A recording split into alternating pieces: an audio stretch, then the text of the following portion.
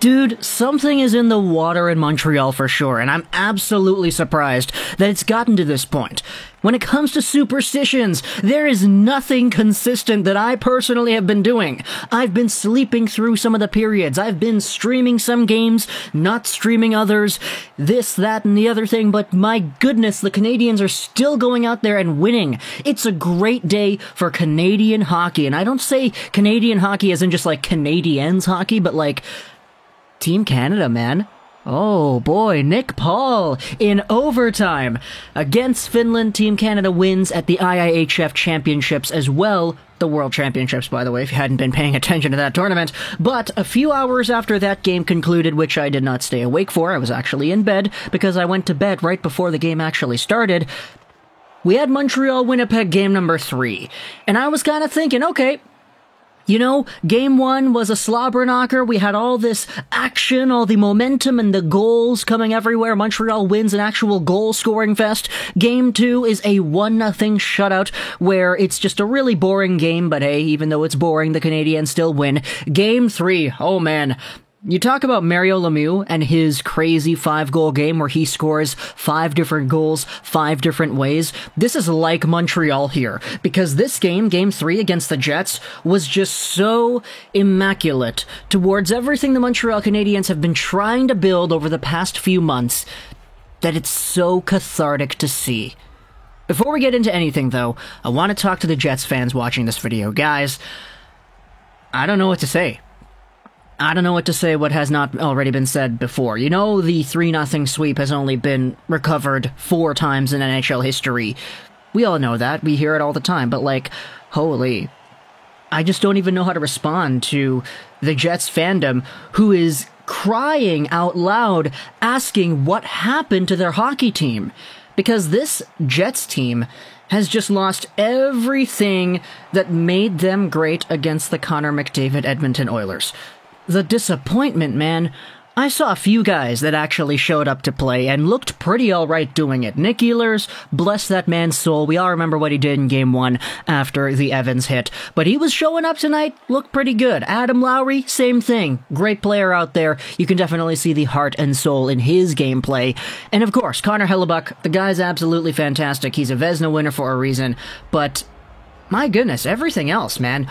What's going on? This team just has absolutely no heart, no life. You guys can't hit the net, and as a result, you guys are down 3-0 after having a 4-0 sweep in the first round.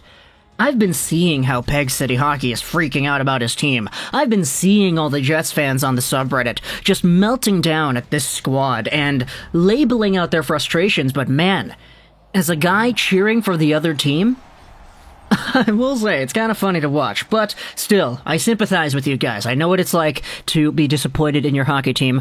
I am very much disappointed in my Vancouver Canucks all the time. So, heading over onto this actual game and what we saw here. 27 shots on goal for the Jets. Carey Price saves 26. The Montreal Canadiens get 33 shots.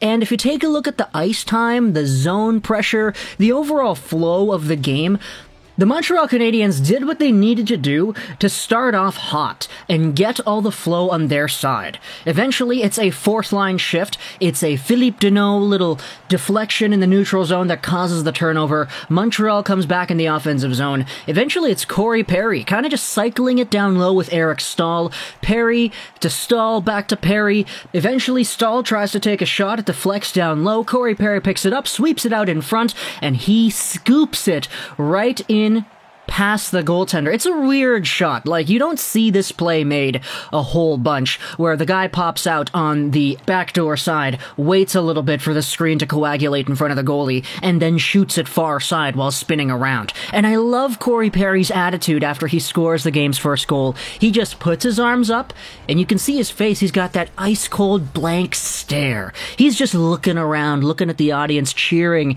and breathing in, taking the moment in. This is a guy who is a veteran player, experience. He's got a nose for the net. He's been such a benefit for the Canadiens this season. There were so many games where Corey Perry was like the only good player on the ice, but this one, man, he just adds to what was a very motivated, very cohesive Montreal squad, and as a result, he gets Eric Staal, his 6th assist of the playoffs. How the heck does Eric Staal have 6 assists in the playoffs? My goodness. It's 1-0 Montreal in the first period, and the Jets, they started to get some pressure on as well. Around the 10-minute mark, they really start throwing it on, but of course, Carey Price, he's out there making saves. Winnipeg's out there missing the net. In the second period, though, this is kind of where things open up because the Montreal Canadiens, oh boy, you saw the first goal with some really nice razzle-dazzle down low. Eventually, it's the fourth line shift that gets it done. This goal, second period, Artturi Lehkonen from Danault and Gallagher, it was exactly the kind of goal that you would expect the Montreal Canadiens to want to win every single time. The puck gets thrown out in front, and there's like 3, 4, 5 guys just whacking at it, and eventually Lehkonen gets one to go. That's it. That's a pure Montreal-style goal. The way this team is built, those are the goals that you want Montreal to come away with, and they got themselves a 2-0 lead here off of a very, very strong showcase of will. Give it a few minutes. Eventually, Montreal goes shorthanded. And guess what? The slew of different goal types continues again because Armia picks off the pass back to the blue line. It's a 2-on-1 with the man on the side, and Armia doesn't even try to use him. It's like Paul Byron, I believe. He doesn't even try to pass it to Byron. He just kind of drags it, shoots it, and boom. It goes in. A perfect snipe by Connor Hellebuyck. And he gets the little toe drag, too, to get it by the defender. Oof, that's so good right there. It's 3-0 Montreal at this point. Now, Adam Lowry scores a few minutes after that to make it 3-1 at the end of the second period. But the third period is kind of where things get really interesting because they have themselves Jeff Petrie. He doesn't start off the period. And eventually it's noted that he just leaves the game entirely. And I'm kind of thinking, okay, what happened with Petrie? How is he? Oh my goodness, Jeff Petrie's really good, yada yada yada, hope he comes back. And then they show the injury, and it's Jeff Petrie, sometime earlier in the game, along the boards in his own corner, and they show him trying to cycle it along the corner boards, and he's kind of got his hand over on the glass, he's got the puck on the boards, kind of kicking it away, and he gets his hand stuck in the camera hole. That's something I never thought I would say. He got his hand stuck in the hole in the glass where the video cameras are supposed to be for the TV broadcast, and he left the game because of it. It looked like he kind of jammed it up. And hopefully it's a precaution. Hopefully Jeff Petrie is back in Game 4, because we all kind of know how good Jeff Petrie is. Holy, what a weird injury to sustain, though. Either way, though, the Montreal Canadiens have to play the third period without Jeff Petrie, and they honestly do a pretty good job. Sure, the momentum really picked up for Winnipeg in this one, but Montreal ended off this period with 2 extra goals. Nick Suzuki with a power play marker from Toffoli and Caulfield, these guys with some very good razzle-dazzle passing as well. Caulfield in front to Suzuki, he scores his 4th of the playoffs, and then Yoel Armia with his 2nd goal on the night, a shorthanded one again.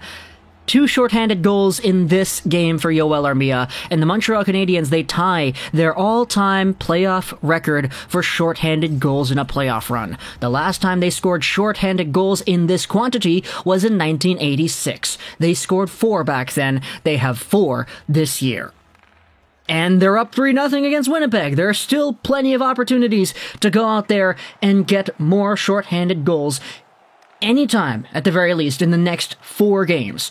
Now, Mark Scheifele is coming back after 2, so if the Winnipeg Jets don't find a way to, at the very least, win 2, they're not going to see Mark Scheifele in this playoff run anymore, let alone in this series. So, for Montreal, this team came out here with a vision, and they absolutely succeeded. They scored the goals that they wanted to score. They scored a whole bunch of crazy goals, too. Corey Perry, that's some 4th-line dominance right there. Artturi Lehkonen, what a great bang and crash in front of the net kind of goal. Yoel Armia, short-handed goal, snipage kind of goal, too. Nick Suzuki, the big boys in the power play, getting it done. And then the empty net as well. Montreal takes a 3-0 series lead. Game 4 is tomorrow, and you know what I wanted to stream for Game 4? I wanted to stream for this game as well, but I was actually really sleep deprived. So when I woke up earlier today trying to get the stream ready, I was completely gassed out, so I had to really pass out for a little bit. And by the time I woke up, the game was already going on, and I was like, okay, I can't really start the stream in the middle of the game, so I guess we're not streaming for this one. And I can't stream tomorrow for Game 4 either, because guess who scheduled their vaccination at the exact time the game starts? Yeah, this guy. So either way, who knows what's gonna go on. I wanted to stream, guys. I really did, especially when the elimination game started, but life gets in the way sometimes, you know?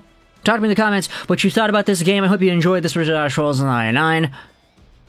And bye.